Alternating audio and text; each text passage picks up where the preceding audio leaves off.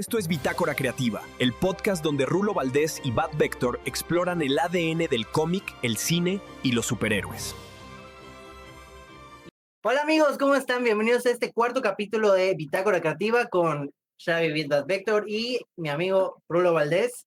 Espero que se la estén pasando bien, espero que estén viendo los capítulos que hemos estado subiendo para ustedes. La verdad hemos estado hablando de varias series y películas. Yo creo que hasta ahorita solo vamos con películas, ¿no? De superhéroes y todas las cosas que nos gustan. Y pues bueno, el día de hoy toca hablar justamente de una serie que yo acabo de ver por recomendación de Rulo. Entonces, es nada más y nada menos que la serie de Sandman, que ya terminó con su segunda temporada, que yo había aplazado como que muchísimo.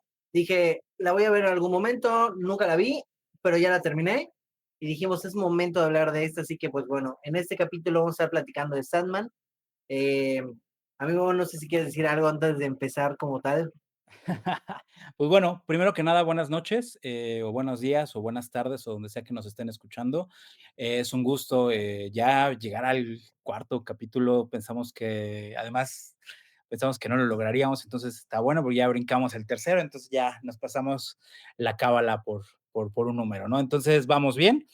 Eh, pues nada, creo que sí es importante arrancar con un disclaimer que creo que es como necesario, ya que, bueno, Sandman es una de las obras más importantes y representativas del autor Neil Gaiman, ¿no? Que a su vez es creador de obras como la película Stardust, el libro, bueno, obviamente las novelas, creador de Coraline, también es como que ha trabajado en varios proyectos y se ha vuelto como parte de lo que es, una gran parte de lo que es el imaginario pop de esta generación, ¿no? Mira, hasta se me caen los lentes. Pero, pues también sabemos un poquito el problema legal que trae, ¿no? Una situación que desafortunadamente para quienes hemos seguido mucho su trabajo, pues obviamente nos genera como cierta controversia y aquí se pone un tema que creo que también es importante tocar dentro de este proyecto de Bitácora Creativa que traemos, es una de las partes también importantes, que tanto podemos separar a la obra del autor, ¿no? Creo que a veces es muy difícil hacerlo, ¿no? Porque pues finalmente un autor tiene mucho que ver con su interior, lo que va a reflejar en su obra, e inclusive ahorita con las acusaciones que trae, pues se ha vuelto un poco complicado no tomar esas acusaciones en contra dentro de su propio material, porque algo que también es muy importante destacar y que en su momento fue muy valioso, es que es real que era de los pocos autores que se atrevía mucho a hablar en medios mainstream, ¿no?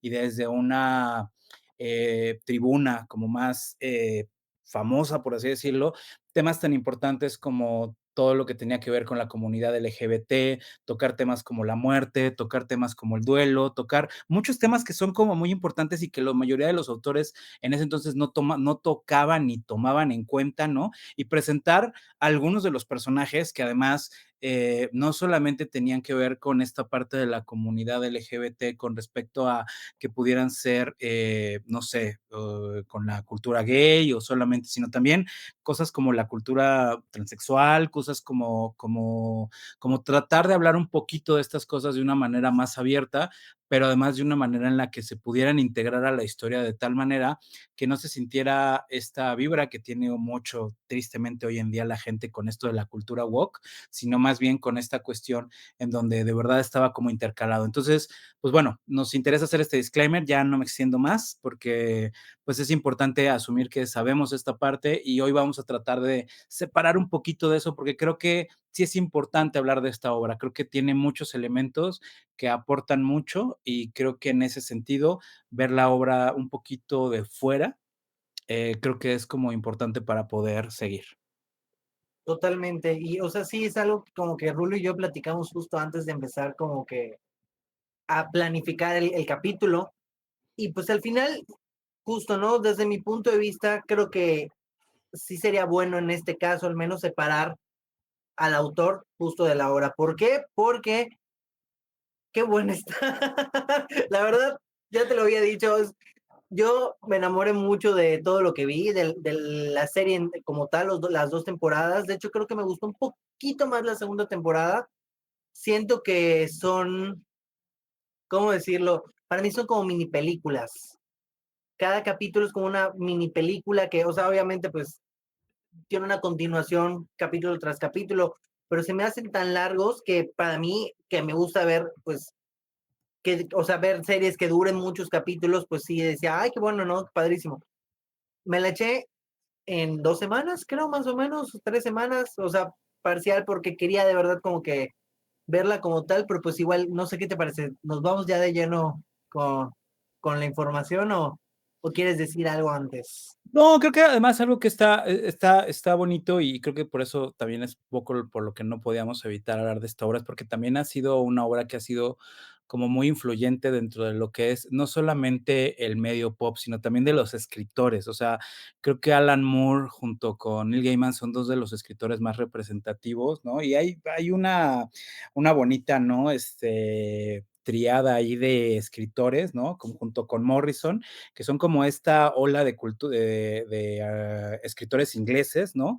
Que han venido como a cambiar totalmente lo que fue la forma de escribir cómics y curiosamente, irónicamente, también han tenido que ver mucho con la literatura, ¿no? Con mucho con esta corriente ochentera que fue la que cambió mucho el rumbo digo, nada más para dar rápidamente contexto, Watchmen, Sandman y en su momento también Frank Miller junto con esta obra tan bonita que era Dark Knight Returns, cambiaron totalmente lo que fue el status quo de cómo se contaban los cómics previo a ellos a después, porque había esta prohibición toda rara que se había ocurrido en los 60 por tarado que no voy a honrar su nombre diciéndolo, que había sacado este libro famoso de La seducción de la inocencia, donde acusaba que los cómics eran promotores de una serie de cuestiones nefastas y negativas dentro de la cultura, y entonces los cómics se habían pasado por el famoso Comic Code,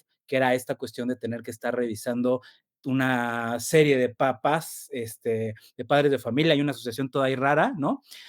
Tenían que revisar todos estos materiales, ¿no? También ahí había cuestiones religiosas, entonces los cómics cambiaron totalmente su narrativa, ¿no? De ser historias de terror, de tener como todo tipo de historias, de repente se volvieron esta cosa cheesy, toda rara y toda, donde, por Más ejemplo, camp. en lugar de ser un superhéroe urbano, se volvía este superhéroe todo interdimensional que tenía que resolver, usar sus poderes para que no se interrumpiera un día de campo, ¿no? Entonces, esto es importante porque estos escritores vinieron a retomar esta parte de volver a escribir estas famosas historias más maduras, estas cuestiones como con un poquito más de fuerza. Entonces, bajo ese escenario es donde justamente entra Sandman por primera vez, ¿no? Que tenemos que su primera edición es en 1989, ¿no? Su última edición es en el 2013 justamente, y viene bajo el sello de Vértigo Comics, ¿no? Y es algo que es muy interesante mencionar es que Vértigo es un sello que saca DC Comics justamente para lectores maduros, ¿no? Son estas historias que sacan como para lectores adolescentes y adultos en donde van a empezar a contar historias desde otro punto de vista. Y en el caso de Sandman es muy interesante porque Sandman es un personaje que ya existe previamente, que es un personaje que de hecho aparece en la Justice Society, que es un personaje que trae una máscara de aire y que básicamente su habilidad era que disparaba un gas, ¿no? Que era como el gas del sueño, ¿no? Entonces hacía dormir a la gente, ¿no? Bajo ese concepto, Neil Gaiman retoma este personaje y hacen esta versión como moderna, ¿no? Que es como una especie de relanzamiento del personaje, pero ya es bajo estas nuevas condiciones, ¿no? Entonces el personaje surge, es una serie que tiene muchísimo éxito y entonces él hace un cuarteto de años, Netflix decide que va a hacer una serie de televisión basada en estos cómics, que además, bueno, ya juntados en tomos son como 9 tomos, que cada tomo abarca lo que se conoce como un arco, ¿no? Esto es importante mencionarlo, porque bueno, un arco es un conjunto de historias que van generando una narrativa más o menos de principio y final, pero bueno, todos estos arcos van generando una gran obra, ¿no? Yo me gustaría agregar a lo que dijiste justo del primer Sandman, que es algo que te pregunté yo cuando empecé a ver la serie, que si era el mismo Sandman que veíamos en la Sociedad de la Justicia y tú me explicaste, ¿no? Entonces yo quiero explicar lo que entendí, ya tú me corriges si estoy mal, ¿no? hemos tenido diferentes encarnaciones de Sandman con esta máscara y todo esto. Y según lo que entendí, realmente el Sandman de Neil Gaiman, canónicamente dentro del universo de DC, vendría siendo la inspiración para estos Sandmans humanos.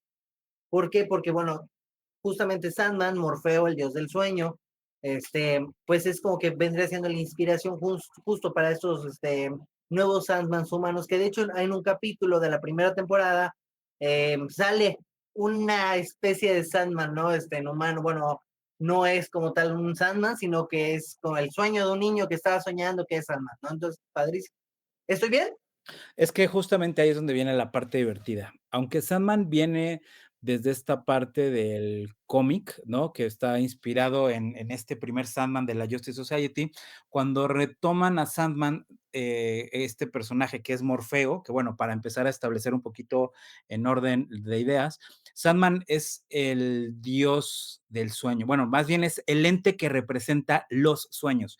Digamos que en el universo existen los superhéroes, ¿no? Están arriba de ellos los dioses, luego arriba de ellos están los entes cósmicos y hasta arriba de todo eso están los endless, ¿no? Los eternos, como les ponen en español, ¿no?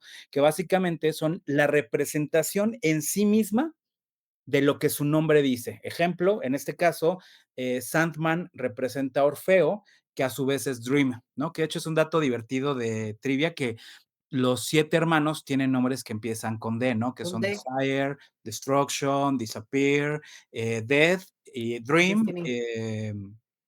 Desire y creo que se me está Destiny. olvidando. Y Destiny, claro. Entonces, ellos, digamos que son los hermanos, que son los representantes de lo que es la esencia del universo. O sea, Death no es como esta versión de Marvel, ¿no? Que es como uno de los entes que... No, él es la muerte, o sea, ya es la muerte. Y es un personaje que va a estar hasta, o sea, dicen la frase, ¿no? Que ella va a ser la que va a cerrar la puerta cuando el universo se acabe, ¿no? Ella es el final de todas las cosas. Entonces, todos estos personajes, Sandman como tal, es la representación del sueño. Entonces, aquí, dentro de este nuevo canon, aunque Sandman pertenece al universo DC, de hecho en el cómic, curiosamente, y es algo que obviamente en la serie no se podía por cuestión de derechos, Sandman pertenece al universo de DC, vemos personajes que van apareciendo como Etrigan, vemos a John Constantine, vemos al Martian Manhunter, vamos a ver a todos estos personajes interactuando de una u otra manera, inclusive en algún momento dado hacen referencia a Batman y a Superman varias veces dentro del cómic de Sandman. Entonces, por eso, muchas de las representaciones que vamos a ver del personaje dentro, inclusive este personaje que el niño soñaba, que es muy interesante porque él es Carter Hall, este Ajá. personaje era el Sandman que aparecía en Infinity Inc., que eran como una especie de superhéroes del futuro. Entonces, estos superhéroes era el Sandman, o sea, el Sandman este que trae el traje como rojo con los lentes amarillos, es el Sandman de Infinity Inc., que es el mismo universo donde pertenecía a Lita Hall. Lita Hall era una versión, como por así decirlo, que era la hija de la Mujer Maravilla y Scott Trevor, que era básicamente, era una llamada Fury. Entonces, aquí va a aparecer el personaje, que de hecho es muy bonito porque en la serie sí tiene esta apariencia un poquito cercana a Wonder Woman, pero de hecho en el cómic ella era una persona güera. Entonces es muy interesante. Perdón, de la que estás hablando es la mamá del bebé. Sí, sí, o sea, Lita, Ok, sí, porque de hecho parte de la situación que, bueno, ahorita vamos a hablar un poquito de ella, es que en realidad ellos dos, o sea, Carter y Lita, tienen bueno, o sea, hay un hijo que tienen dentro de lo que es la ensoñación, que esto va a ser muy importante para la siguiente temporada. muy. Pero bueno, si quieres contarnos un poquito cómo empieza la serie, mi querido Javi, para darle contexto a la banda. A ver, yo soy muy malo para los nombres, muy malo. Tú ya me irás corrigiendo, pero realmente ahora que lo pienso, no me acuerdo exactamente con qué escena empezó, pero según yo, empieza con toda esta trama de la casa donde atrapan a Morfeo, ¿no? Que bueno, que es un señor, un viejillo por allá, que tiene a su hijo, que tiene un hijo que como que no le cae bien, porque creo que tenía un hermanito y se murió, y el señor quería más al otro hermano que al que está vivo, entonces a este que está vivo como que lo trata terrible, y él quería como invocar a la muerte, o sea, a la hermana, de sueño. Entonces, cuando la invoca, no logra invocarla a ella y termina invocando a Morfeo. Lo atrapa y al atraparlo, él lo que le está pidiendo es que le regrese a su hijo y Morfeo pues no puede como tal. Entonces, o sea, según yo, él le dice, ok, pues ¿qué otra cosa me puedes dar? Me puedes dar vida eterna, me puedes dar fama, me puedes dar riqueza, me puedes dar lo que sea. Y Morfeo creo que se queda callado todo el tiempo, creo que nunca omite Sí, ninguna sola palabra. pero además se queda callado Y durante siglos. exacto, o sea, a eso voy. Pero algo que me parece eh, cagado, o sea, no sé, como que me parece, digo, wow, qué padre, es que todo el primer capítulo prácticamente no escuchamos a Morfeo hablar. O sea, el personaje principal de la serie empieza la serie y él está atrapado y empezamos a ver todo lo que está pasando en el contexto, ¿no? Entonces, a mi punto de vista, o al menos para mí sí me pareció un poquito como que me sacó de onda porque decía, ok, pero ¿para dónde va esto, no? Y es algo que le decía a Rulo cuando le empecé a ver, yo me encariño mucho con los personajes. Y aquí en esta serie, bueno, por cierto, olvidé, spoilers a lo que da, ¿eh? O sea, aquí vamos a hablar tal cual de la serie, desmenuzarla por completo, entonces no vayan a... spoilers, spoilers, Ah, spoilers. bueno, sí, eso hubiera Entonces, sido bueno aclararlo desde el principio. sí, por favor. Entonces, a lo que voy, yo me encariño mucho con los personajes y prácticamente desde el episodio uno empiezan a morir los personajes y es como que, ya no va a salir, ya no va a salir. Bueno, el punto, regresando al punto, ¿no? Este muchacho, este niño que es pues el hijo del señor, ¿cómo se llama, Rulo? ¿Te recuerdas? De Crowley, ajá. Bueno, él, este muchacho como que siente pena por Morfeo, intenta como que tal vez ayudarlo o en su cabeza pasa como que lo quiere ayudar, pero su papá lo descubre y él realmente lo que quiere es hacer feliz y poner orgulloso a su papá, entonces algo, en vez de ayudarlo creo que lo perjudica más. Pasan los años, Morfeo se queda dentro de esa casa y de hecho, bueno, otra cosa que olvidé decir, le quitan su máscara, le quitan su collar y le quitan su bolsita de arena. Esos son como que sus poderes o oráculos, que es lo que le da sus poderes, ¿no? Entonces al quitárselos, él no puede hacer nada. Y él está pidiendo que se lo regresen. Al final no se lo regresan, pasan creo que 25 años o algo así. El señor, si no me equivoco, muere y él se queda, ¿no? No, ya me acordé, perdón. Tienen una discusión. El muchacho con el papá se pelean, lo empuja y el señor se muere sin querer y él se queda como que a cargo. Y con todo el que se queda a cargo no lo saca. Sí, justamente Y es parte un poquito, ajá. bueno, ajá, el punto es que no lo saca, se queda allá, pasan los años y, amigo, ayúdame, porque no me acuerdo cómo es que sale Morfeo. Bueno, Morfeo es atrapado en, como ya mencionó Javi, en lugar de la muerte, ¿no? Al ser atrapado se queda ahí por estos místicos que tienen una orden, pero conforme va pasando el tiempo, estos mismos místicos se van como deteriorando. Algo que es muy interesante y es muy bonito es que como la obra va avanzando durante siglos, te dan a entender que además también el hecho de que y esto va a detonar muchas cosas a futuro, como lo que es la esencia del sueño ha quedado atrapada, pues entonces vamos a tener, por un lado, hay gente que no puede dormir completamente, hay gente que se queda dormida todo el tiempo, ¿no? No Y de hecho despierta. ahí empezamos a ver hasta cosas muy interesantes, porque por ejemplo hay el caso de un personaje que se quedó dormida y parece ser, te dan a entender que abusan de ella. Entonces, ella tiene un hijo que tuvo cuando ella seguía dormida, o sea, como si ella estuviera en coma, y entonces este hijo después va a tener familia y van a pasar otras cosas, y entonces, o sea, vamos a ver después qué va a pasar con esta mujer cuando esta mujer despierte y se dé cuenta, o sea, que además ella era una niña cuando se durmió y ya cuando se despierta es una anciana que perdió toda su vida y aparte de todo tiene un hijo, ¿no? Entonces es una cuestión como, o sea, como que hay personajes que son muy interesantes. Otro de los casos es este caso del padre que tiene atrapado a Sandman, que bueno, pues lo tiene como todo en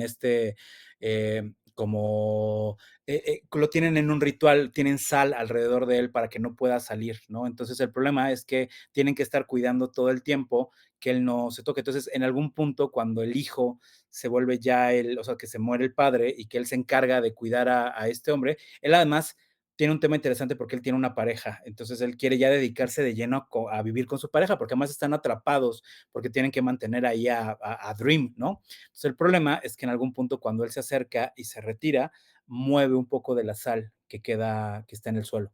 Cuando mueve un poco de la sal es cuando Sandman por fin se libera, ¿no? Y esto te dan a entender que, bueno, pues al pasar tanto tiempo encerrado, pues obviamente el mundo se desquició un poco en todo sentido, porque además algo que es muy bonito de este personaje es que Dream es la esencia de los sueños, pero los sueños es no solamente los sueños que tenemos en la noche, sino los sueños también representan nuestras esperanzas, los sueños representan también nuestras metas, los sueños se ven reflejados a nivel gráfico en todas estas ideas que tenemos, en todos estos proyectos que salen de la nada. Digamos que cuando estás en el mundo de la ensoñación, es lo que se conoce un poquito como esta especie de inconsciente colectivo, en donde te vas conectando con este mundo y donde vas teniendo ideas. Entonces, digamos que también Dream tiene mucho que ver por ejemplo, nos hablan en algún punto que él fue la influencia para Shakespeare, para poder realizar obras magníficas. Entonces, estas habilidades que tiene Morfeo, pues obviamente en ese momento, pues al ser arrebatadas, pues el mundo se empieza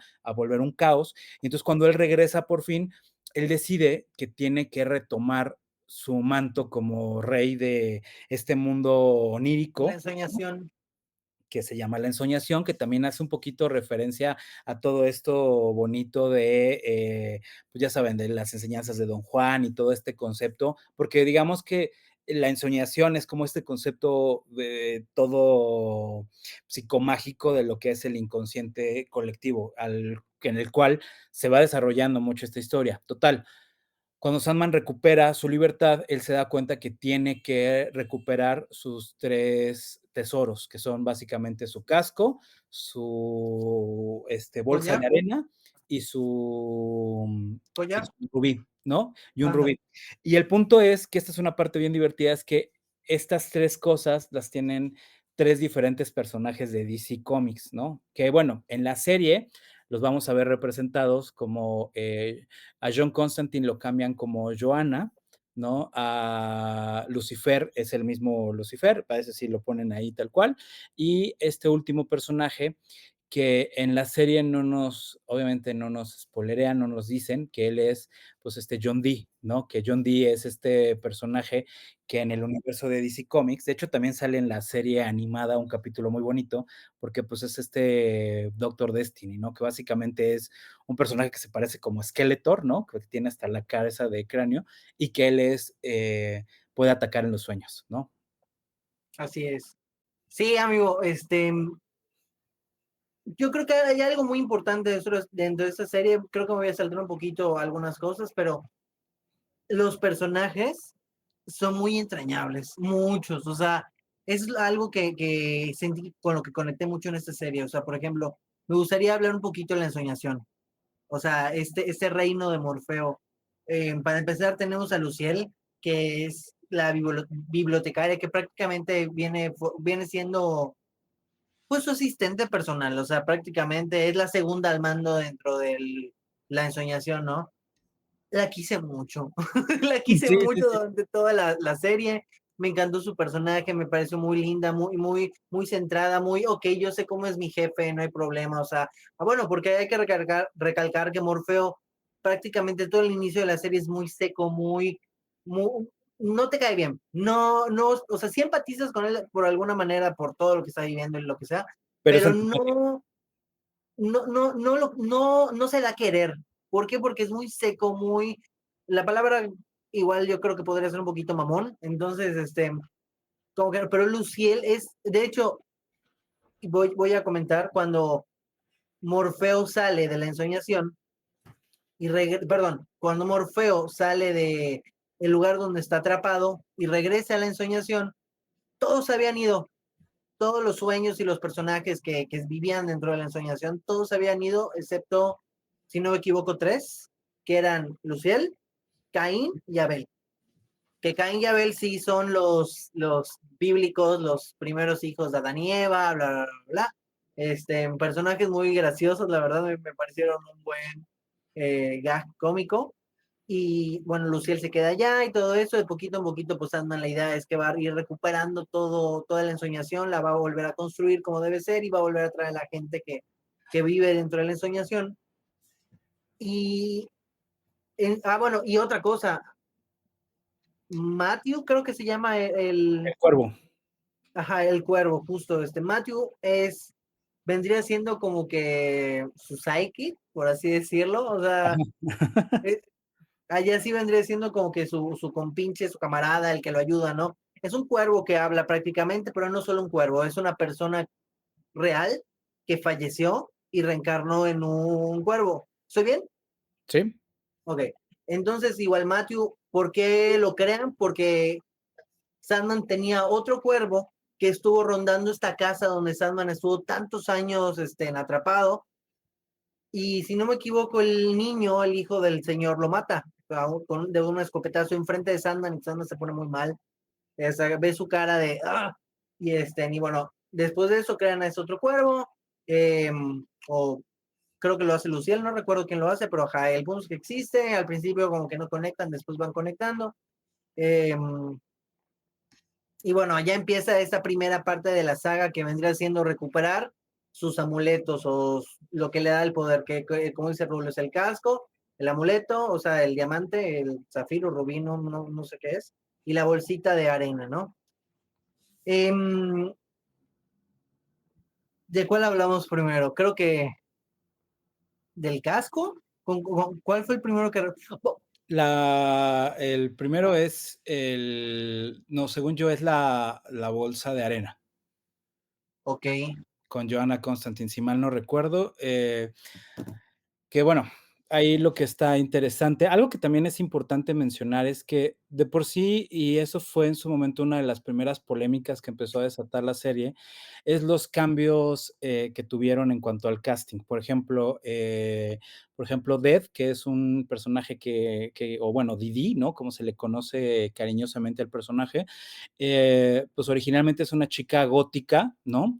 Que es medio punk rocker, ¿no? Y tiene un aspecto visualmente totalmente blanco. O sea, ella es, o sea, literalmente es blanca, pero no blanca caucásica, blanca literalmente. O sea, el pantone, transparente. exactamente, ¿no? El pantone blanco tal cual, ¿no? Entonces, ¿qué pasa con el personaje? Que ahora en este caso utilizan a una chica que es afrodescendiente, entonces fue uno de los primeros cambios que le molestó mucho a la gente, pero que en su momento Gaiman defendió diciendo, bueno, pues es que en realidad uno ve, y eso es algo muy interesante también, que en el cómic te van estableciendo, uno ve a los entes, o a los endless en este caso, como uno los concibe dentro de su propia cultura. Ejemplo, hay una historia donde cuentan una historia de unos gatos, ¿no? Y los gatos ven a Sandman como un gato, ¿no? Cuando el detective marciano lo ve como un lente de fuego, ¿no? Todo hecho en llamas, porque así era el dios del sueño en Marte.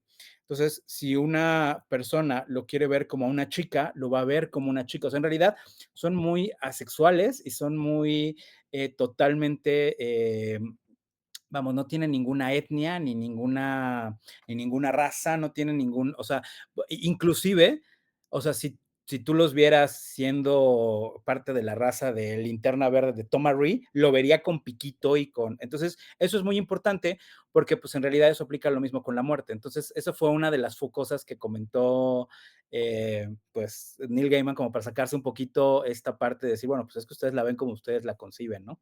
Entonces, eso creo que fue una cosa muy interesante porque, por ejemplo, Lucien también. Lucien era el clásico mayordomo inglés y era un vato. Entonces, creo que también algo que está muy interesante es que este valor agregado que le da al hacer ciertos cambios, y esto es algo muy bonito porque creo que es un poco también de lo que se trata este podcast, como de hablar un poco de lo que son los procesos creativos.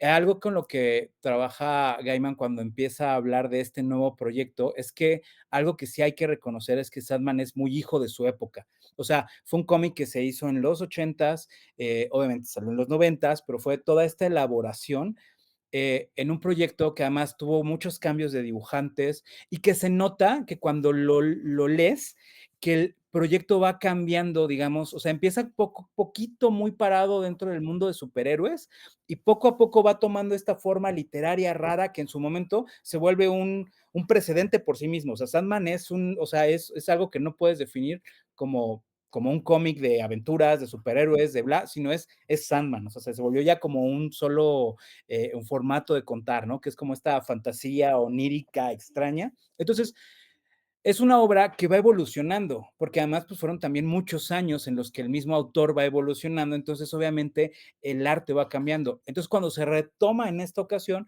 Gaiman dijo que tomó muchas decisiones que le hubiera gustado retomar, haber tomado en ese momento y que ahorita pues ya siendo el autor que es, ya se puede dar el lujo de contar estas cosas de manera diferente. Y se nota, es algo que se agradece mucho para los que éramos muy fans de Sandman, pues es poder ver estos cambios que no le afectan, sino a mi parecer, le aportan a la obra, ¿no? Por ejemplo, uno de ellos es Lucien, ¿no?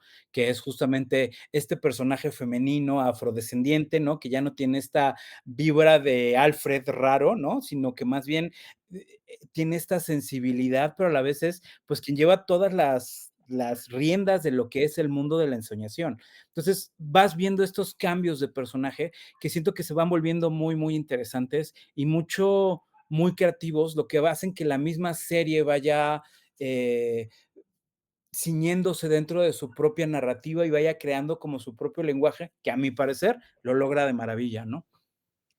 No sabía que Luciel era hombre en la versión de Mm. cómic. Ah, sí, cabe recalcar, no he leído el cómic, es algo que a partir de mañana voy a empezar a leer, aunque sea en línea, pero lo voy a empezar a leer porque, de hecho, igual ya aparecen aquí capturas de pantalla. Justo cuando termino la serie le mando mensaje a Rulo, estoy, qué hermosa serie, o sea, yo estaba llorando porque me gustó mucho y sentí que me dejó un vacío muy grande de, ok, quiero más. Ahora que, de hecho, hasta le pregunté, Rulo, Lucifer es secuela de esto, o sea, de alguna manera me explicó que sí, pero como que no sé qué. O sea, es una serie que al final me terminó mucho de enganchar, entonces yo tengo esta posibilidad, digamos, de que primero vi la serie y ahora voy a leer los cómics. A diferencia de Rulo, que primero tuvo el privilegio de leer los cómics y después ver la serie. Entonces, como que tal vez los dos tenemos como que una visión distinta de la serie como la vimos o de la historia como tal. Porque bueno, yo, para empezar, me encariñé de los personajes que vi en la serie. Entonces, ahorita espero yo poderme encariñar de los personajes que salen en el cómic.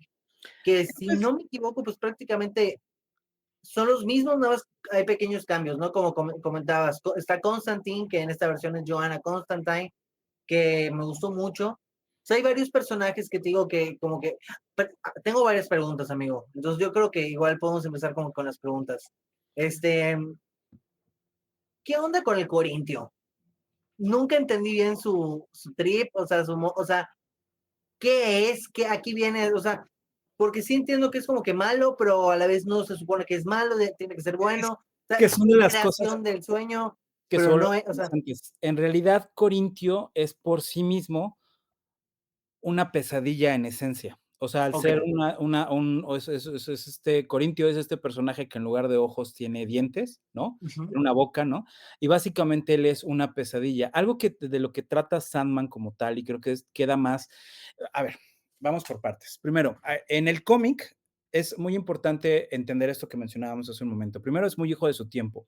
Segundo, son muchos cómics, o sea, es una serie que abarcó una gran cantidad de años de cómics. Entonces, es muy difícil abreviar todo esto y hacerlo como un contenido. Algo que vemos desde hace un muy buen rato es que últimamente ya las películas parecen series de televisión, ¿no? Podemos verlo con Marvel, que si te pierdes una película parece que te perdiste un capítulo. Y por otro lado, le están metiendo la suficiente, y ya existe la suficiente tecnología como para hacer que ya las series de televisión parezcan pequeñas películas, que era un poco lo que mencionabas. Y eso lo vemos desde True Detective, que ya en realidad de ser una serie parecía, bueno, y el director lo describía como una película de 9 horas, ¿no? Entonces, obviamente, también van conservando cierta narrativa, ¿no? Que va teniendo desde su inicio, su crescendo y va terminando, pero siempre te queda a veces en un cliffhanger, ¿no? Que eso es lo que hacía normalmente que las novelas tuvieran este fin, ¿no? O sea, el capítulo se queda en un, ¿qué va a pasar, no? Entonces, en este caso ya no es tan importante y la narrativa ya sigue siendo más lineal. En el cómic, justamente como tenían que mantener estos picos de atención, pues entonces obviamente cada cómic tenía como una trama mucho más reducida y cada arco iba abarcando todo este crescendo del que hablábamos hace un momento, ¿no? Por lo tanto, algo que fue muy importante, sobre todo si ya viste la segunda temporada, y no te digo solo a ti, sino a todas las personas que lo hayan visto, Mm, es que algo que mencionaban mucho, porque la gente sintió la segunda parte más corta, ¿no? Y justamente algo que alegaban los productores, y concuerdo con ellos, es que le sacaban mucho la paja que tenía. O sea, realmente Sandman tiene muchos números en donde nos vamos enterando de un montón de cosas, pero que además tienen muchos números que no tienen que ver con Sandman, sino con cosas que suceden alrededor de Sandman, de la ensoñación, y que nos explican y nos incrementan completamente como más lo que es el mundo dentro de este personaje, que está bueno para darte un contexto y para vender muchos cómics, pero en una serie se vuelve un poco pesado y se puede hacer un poco tedioso. De por sí Sandman tiene un ritmo lento, ¿no? Que además, algo que también es para mí importantísimo recalcar es que le hace mucho, mucho, mucho énfasis a lo que es el arte de Dave McKean, que para mí es una de las piezas más importantes también del cómic, que es quien realizó las portadas. Pero bueno, para resumir, la serie por sí misma va teniendo como muchos brincos, por así decirlo. Entonces eso es bueno porque nos va generando a mí me parece una narrativa mucho más lineal y mucho más funcional,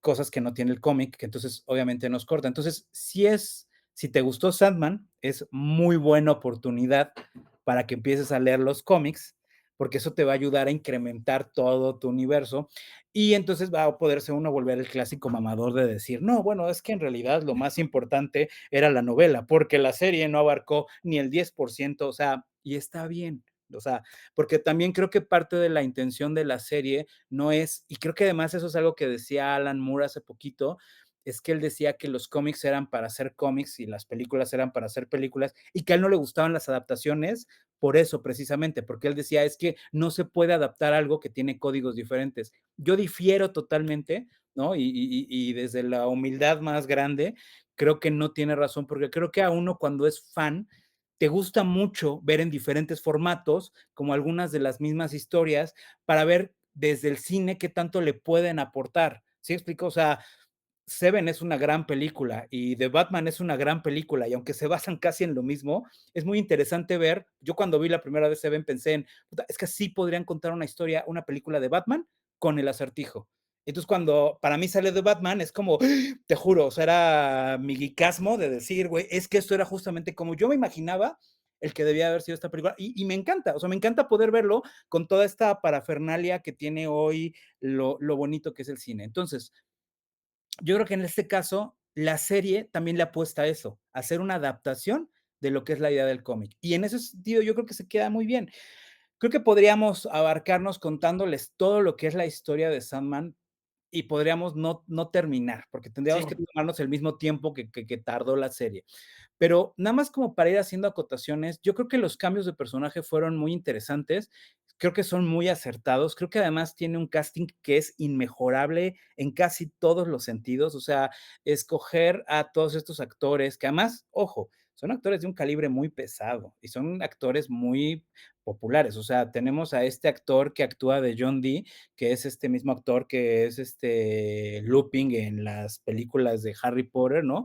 Y tienes todos estos personajes que además de que van ensalzando la obra, van haciendo que sea coherente, y eso es algo que creo que es importante mencionar. Por ejemplo, cuando tienen este enfrentamiento, Sandman contra Lucifer, ¿no?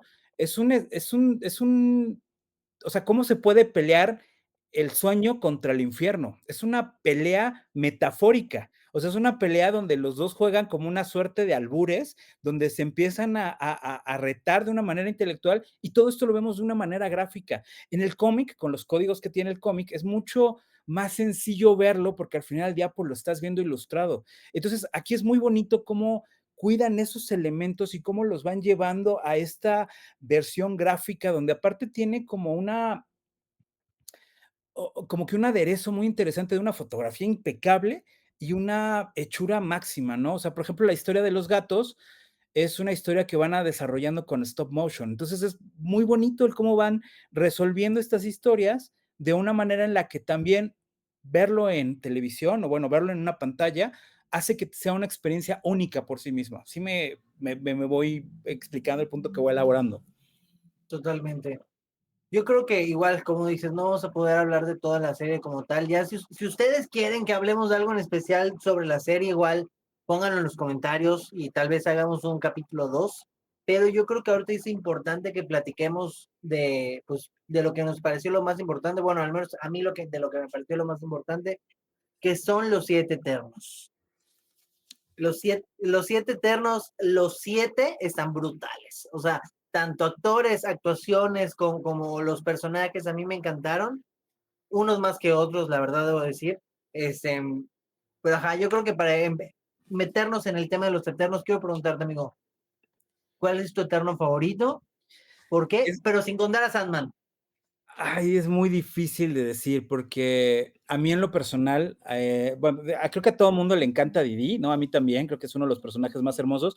Además, hay un cómic que el último capítulo le hace homenaje a ese capítulo, y está dibujado por Chris Bacalo, que además es un artista que a mí me encanta. Entonces, Didi es un personaje que me gusta mucho, mucho, mucho.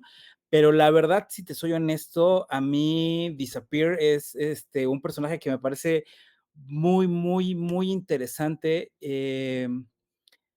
pero no, creo que, híjole, qué buena pregunta y no se me había ocurrido. Creo que mi favorita sería, Despair, o sea, no sé. Yo, a ver, yo Delirium, te voy a Delirium, decir, no, Delirium, es que Delirium creo que es mi favorita. O sea, creo que Delirio es así, sin duda, mi, mi personaje favorito. O sea, creo que Delirium Delirio es es la hermana más chica de mi los, hermana de chiquita, los sí, sí, sí. siete. Que además Es un antes era personaje Delight. que de hecho, perdón, ¿qué? Ella era antes Delight, porque algo que está muy chistoso son como las historias que suceden detrás de los personajes. O sea, por ejemplo, algo que está muy interesante es que Despair, por ejemplo, ya había existido y murió y volvió a renacer. O sea, algo que te habla mucho, por eso es que esta serie es muy interesante, porque al final, y era lo que trataba de elaborar hace rato cuando decía que la serie resume muchas cosas, es que al hablar de tantas cosas se pierden temas principales, pero uno de los temas más importantes de los que habla este cómic, ¿no? O esta serie inclusive, es este camino del héroe, donde el héroe empieza en una parte, ¿no? Va evolucionando, tiene toda su aventura y termina en un lugar diferente de donde comenzó. En el caso de Sandman, él es un personaje que además funciona como al tener un nivel de melancolía que llega a rayar en el nivel de la depresión más absoluta, él se voltea a ver a sí mismo y hace que nosotros nos volteemos a nosotros ver a nosotros mismos con esta cuestión de cómo alguien que puede ser un ente universal cuando se confronta a sí mismo contra su propia humanidad, se da cuenta de todos los defectos que tiene por sentirse infalible. Entonces es una metáfora súper bonita con esta cuestión de cómo avanzamos como personas y cómo a veces o sea, obviamente nosotros siempre somos el bueno de nuestra historia, siempre, y siempre lo vamos a hacer. Entonces, bajo esa perspectiva, el cómic lo que va haciendo es nos va rebotando todo el tiempo por medio de otros personajes cuando nos vamos dando cuenta que Morfeo no es el alma torturada que tú piensas en un inicio, ni tampoco es este compadre tan buena onda que fue sufriendo muchas experiencias y desilusiones amorosas, sino es un personaje que llega a ser vengativo, que llega a ser ojete, que llega a ser mala onda y que además como ente universal, como Dios, entiéndase, llega a tomar decisiones muy desafortunadas. ¿Qué sucede? Que cuando él desaparece un año, bueno, cuando se desaparece todo este tiempo, ¿no? Estos 100 años, este espacio, él se da cuenta que el universo siguió sin él, que sus hermanos siguieron sin él, que los errores van a llegar y lo van a confrontar. Entonces empiezan a sucederle cosas en donde él se da cuenta que los enemigos ya son más enemigos, los examantes están más enojados, los amigos lo extrañan. ¿Y cómo va avanzando estas historias?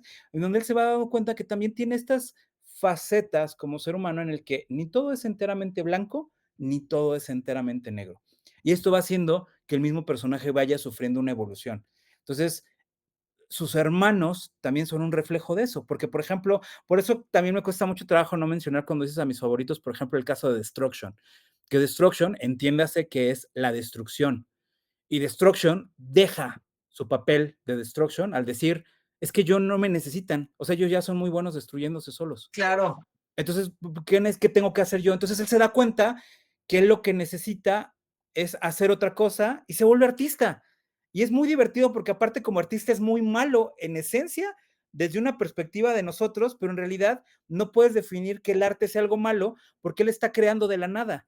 Entonces, al crear, es muy irónico que Destruction sea un ente, que sea un poeta, que sea un pintor, ¿no? Y lo ves desde este lado de Barnabas, que además es este perro que funciona como crítico, ¿no? Y que todo el tiempo lo está molestando, pero ves que a Destruction no le molesta porque en realidad él ya entendió que su trabajo es crear y que su nueva labor es defender.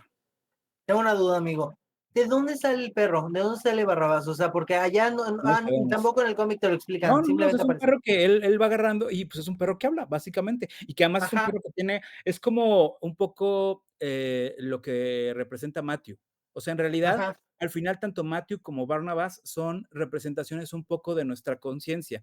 Y en este caso, también por eso Barnabas se queda cuidando a Desire, porque pues es un poco lo mismo que Destruction estuvo haciendo todo el tiempo. Y es muy bonito porque además las interacciones entre ellos son muy bonitas. O sea, el hecho de que tengas a la muerte llevándose también con los sueños, ¿no? Con esta cuestión de cumplir, que tengas este pique todo raro que tiene Desire con Dream, ¿no? Que además también es muy bonito porque si llega un punto donde se empiezan a retar, ¿no? Y justamente uno de los temas con los que, por ejemplo, en su momento Dream vence al infierno o vence a Desire, es justamente este tema de, a ver, muchachos, o sea, ustedes tienen poder porque parten desde un inicio, que son los sueños. Entonces, estos sueños, Ajá, estas metas, estos deseos, es muy bonito cómo termina el personaje gráficamente llevándonos por un lugar que al final termina siendo totalmente metafórico. Entonces, eso hace que te rompa mucho la cabeza porque,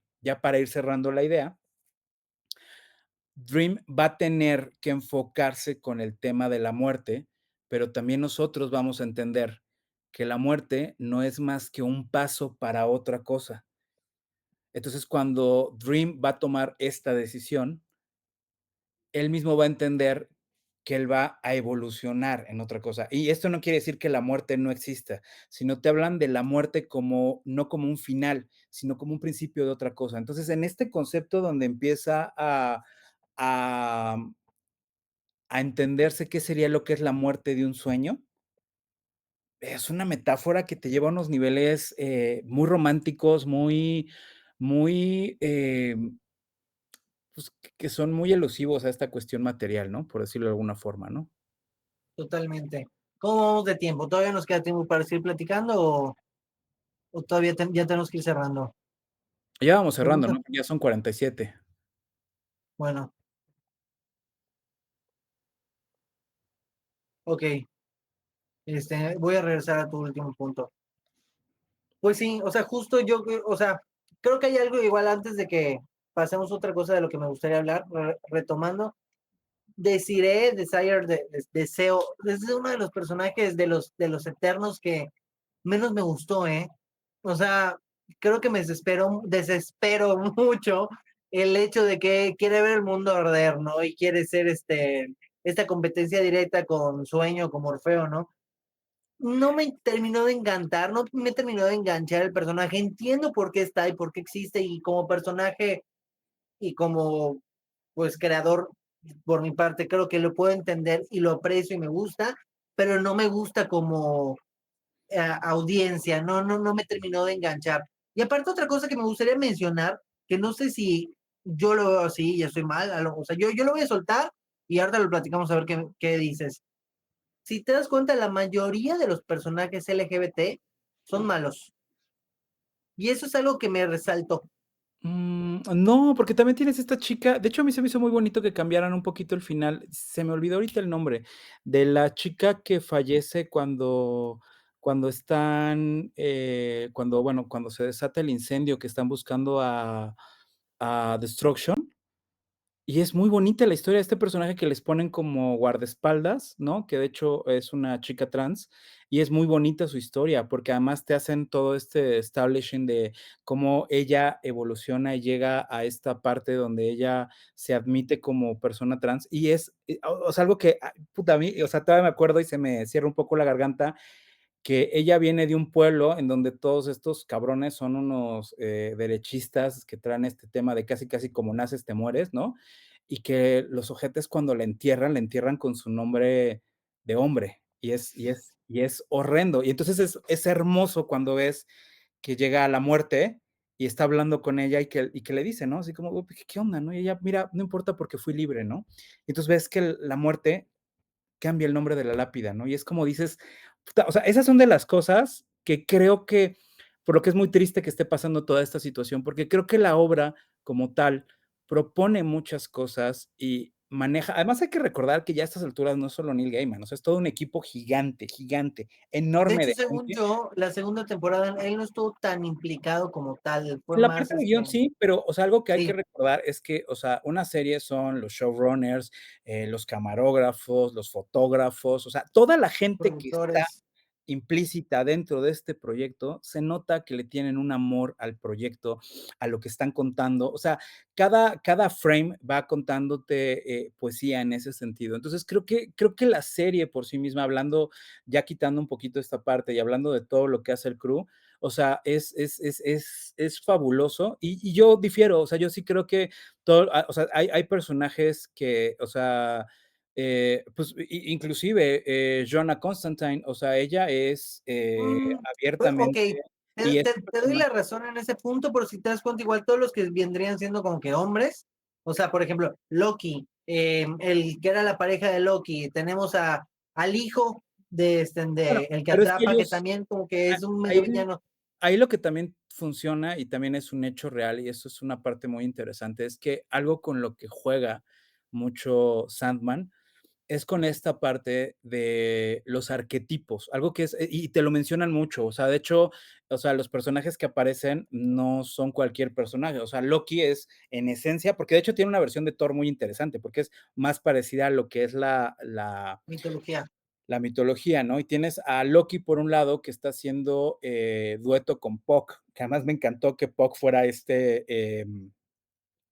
actor que sale de Joffrey en Game of Thrones, ¿no? Entonces, o sea, la realidad es que también estos personajes representan un arquetipo y de hecho es muy interesante porque aquí sí tienen un poquito un cambio de cómo se mueren en el cómic a cómo funcionan, pero de hecho a mí, al contrario, a mí el drama de Loki se me hizo un drama muy interesante porque a Loki estamos acostumbrados a verlo como malo y en realidad te das cuenta, y esta es una de las cosas que son más bonitas porque te ponen entredicho el cómo choca una idea, porque en realidad Sandman, Morfeo, se mete en ese problema por querer controlar a Loki.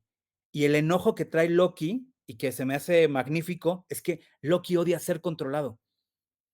Por tanto, Morfeo crea su propio problema al no ver, porque eso es algo que él hace mucho, porque lo ves también con esta otra chica, el hada que él abandona, ¿no? Cuando el hada, él le da un deseo, como queriendo verse muy romántico de me puedes ver cuando tú quieras, y entonces el hada lo manda a llamar y es lo que lo saca de la ensoñación, lo que lo hace ser propicio para la muerte. Entonces, o ¡Oh, sea, buenísimo! pero es que es eso, justamente todo lo que la serie trata es esta cuestión de cómo a veces nosotros como personas, como entes, como miembros de una sociedad activa, no valoramos que nuestras decisiones generan un eco que a la vez va a hacer que nosotros seamos un resultado de nuestras propias acciones. Entonces, nosotros podemos andarnos por la vida y eso se me hace muy bonito porque queda muy reflejado diciendo, bueno, es que yo soy el bueno porque yo tengo mis valores muy correctos y yo estoy siendo claro en lo que estoy haciendo.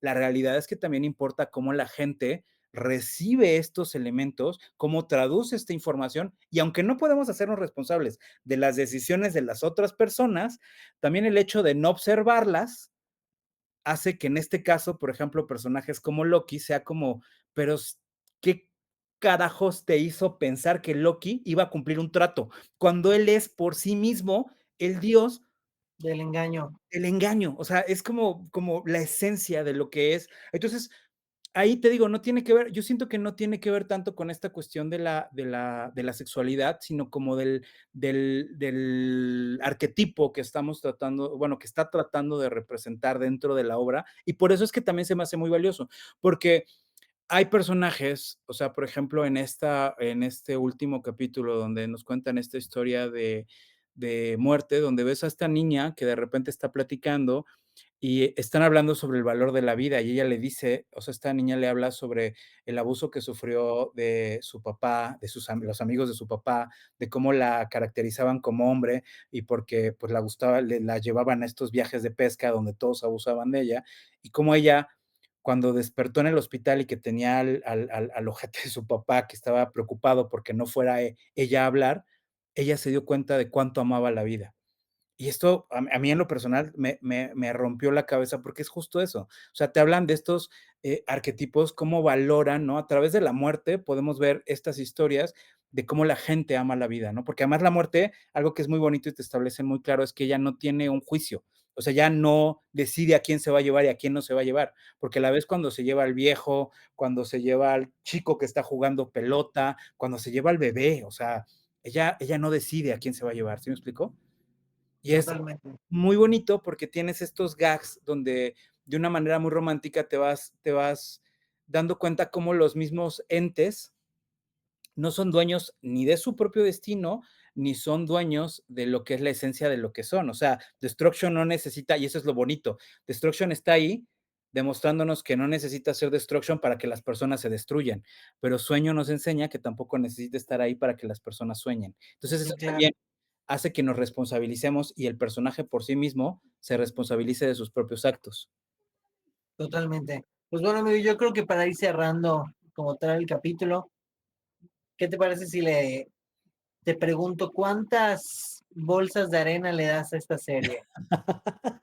Yo creo, sinceramente, que aquí sí le puedo dar un 10 de 10. Creo que la obra cierra muy bien, creo que le hace mucho honor al material original y creo que además también algo que pocas personas consideran es, te invita mucho a que si te gustó, vayas al material original y eso te genera una experiencia completamente más grande. O sea, creo que como adaptación funciona muy bien porque creo que no le falta ningún elemento para que la misma historia de la serie se cuente a sí misma. Entonces, yo la verdad es que sí le doy un 10 de 10.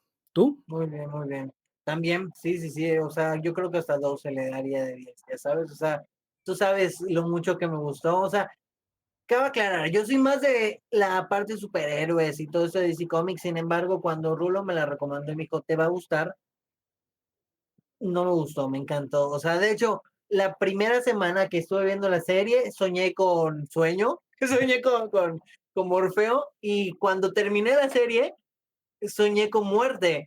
Y fue así como que, no, solo te parezca, ajá, sí, ya No, sabes, fue así como, sí, tú no, gracias.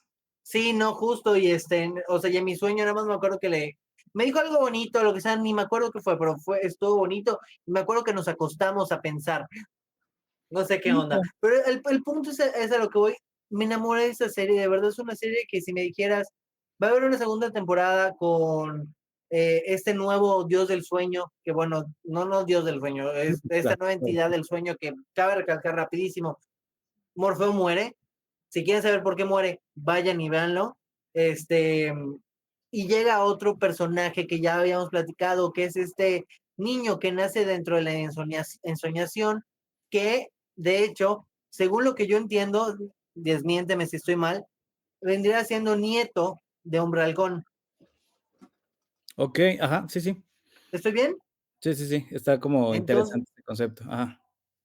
o sea, sí, ¿no? Entonces es como que, what the fuck, no te lo explica la serie, pero ya con los apellidos te vas dando cuenta, ¿no? Por allá de que los nombres que dicen y todo esto. Bueno, este, como lo digo, No, ¿no? Para pero es mí que sí no es, es el nombre el halcón, él es Sandman, porque él es Héctor Hall. Carter Hall es el hombre halcón. Él es Héctor Hall, se supo.